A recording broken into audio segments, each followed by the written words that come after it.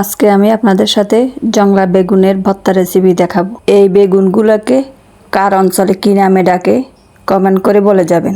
কথা না বাড়িয়ে আসেন দেখি কিভাবে বেগুন দিয়ে ভর্তা তৈরি করি।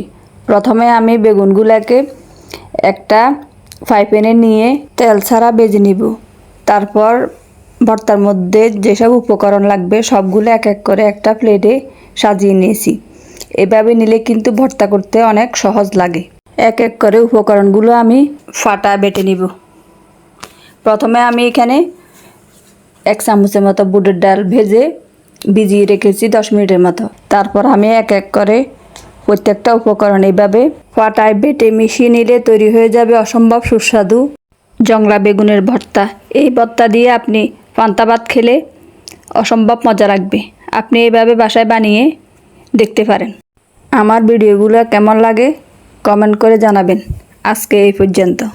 আল্লাহ হাফেজ।